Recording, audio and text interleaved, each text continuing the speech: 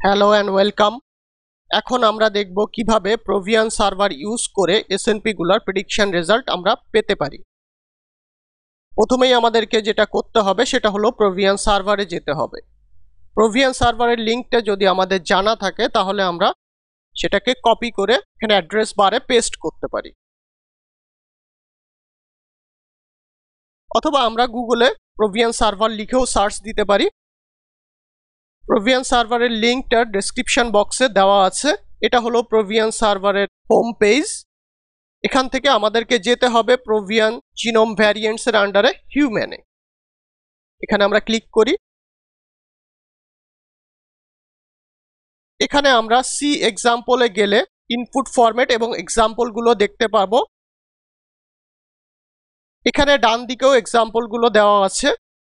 এখানে আমরা দেখতে পাচ্ছি প্রথমেই আমাদেরকে যেটা দিতে হবে সেটা হচ্ছে ক্রোমোজোম, দেন কমা দিয়ে ক্রোমোজোমাল পজিশন, এরপরে কমা দিয়ে রেফারেন্স অ্যালিল অথবা নিউক্লিওটাইড, এরপরে কমা দিয়ে ভ্যারিয়েন্ট অ্যালিল অথবা নিউক্লিওটাইড, এরপরে কমেন্টটা হচ্ছে অপশনাল, সুতরাং এটা না দিলেও চলবে। আমরা প্রিভিয়াসলি যে ইনপুট ফাইলগুলো তৈরি করেছিলাম সেগুলোর ভিতরে প্রোভিয়ানের ফরম্যাটটাও আছে। আমরা যদি সেটা একটু দেখে আসি,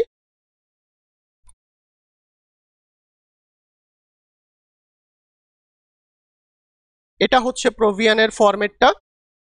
এখানে আমরা দেখতে পাচ্ছি প্রথমে আছে ক্রোমোজোম, দেন হচ্ছে ক্রোমোজোমাল পজিশন, এরপরে হচ্ছে রেফারেন্স নিউক্লিওটাইড অথবা অ্যালিল, এরপরে হচ্ছে ভ্যারিয়েন্ট অথবা অল্টারনেটিভ নিউক্লিওটাইড অথবা অ্যালিল।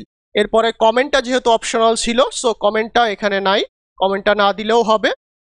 এখন তাহলে এসএনপি গুলো যেহেতু রিকোয়ার্ড ফরম্যাটে আছে, সেহেতু আমরা যেটা করতে পারি, এখানে আমরা এই যে বক্স আছে সেখানে আমরা কপি পেস্ট করতে পারি।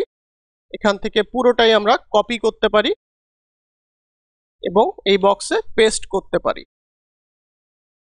অল্টারনেটিভলি আমরা যেটা করতে পারি, আমরা এখানে ফাইলটা আপলোডও করতে পারি। এখানে চুজ ফাইলের অপশন থেকে আমরা ফাইলটাকে ডিরেক্টলি আপলোডও করতে পারি। দেন এখানে আমাদের যেহেতু ডিফল্ট হিসেবে দেওয়া আছে হচ্ছে GRCH37, আমরাও যেহেতু কাজ করছি GRCH37 নিয়ে, সেহেতু এখানে আমাদের কিছু দেওয়ার দরকার নাই। এরপরে আমরা একটা ইমেইল অ্যাড্রেস দিতে পারি, এটাও অপশনাল। দেন আমাদেরকে সাবমিট বাটনে ক্লিক করতে হবে।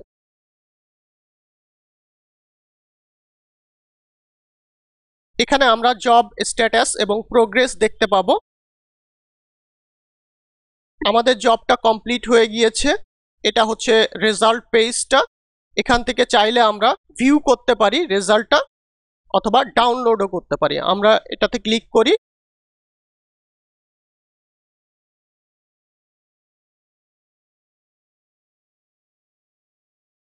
এখানে আমরা রেজাল্টটা দেখতে পাচ্ছি।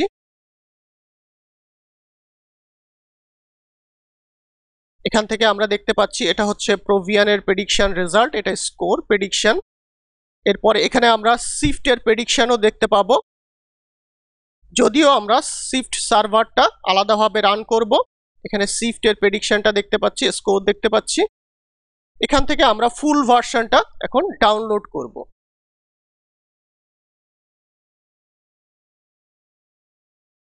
আমাদের ফাইলটা ডাউনলোড হয়ে গিয়েছে। এখন আমরা এই ফাইলগুলোকে, রেজাল্ট ফাইলগুলোকে রাখার জন্য একটা ফোল্ডার অথবা ডিরেক্টরি ক্রিয়েট করি। সেটা হচ্ছে 07_filter1_results।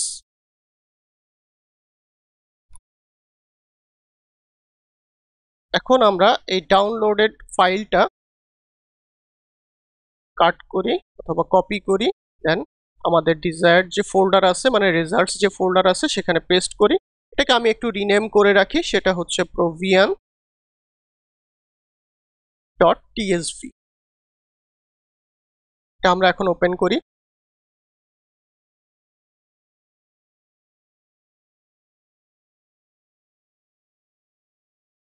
এখানে আমরা প্রেডিকশন দেখতে পাচ্ছি। এটা হচ্ছে প্রোভিয়ানের প্রেডিকশন, এটা হচ্ছে শিফটের প্রেডিকশন। আমাদের এখানে উপরের যে রোটা ছিল সেটা আসলে এখানে শো করছে না। যেমন এখানে আমরা দেখতে পাবো সেটা হচ্ছে প্রোভিয়ানের জন্য কাট অফ দেওয়া আছে -2.5 এবং শিফটের জন্য প্রেডিকশনের জন্য কাট অফ দেওয়া আছে 0.05।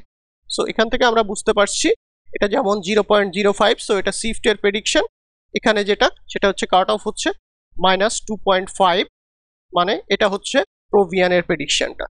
তাহলে এখন আমরা দেখলাম কিভাবে প্রোভিয়ান সার্ভার ইউজ করে আমরা এসএনপি গুলোর প্রেডিকশন রেজাল্ট পেতে পারি এবং সেখান থেকে রেজাল্ট ফাইলটা ডাউনলোড করতে পারি।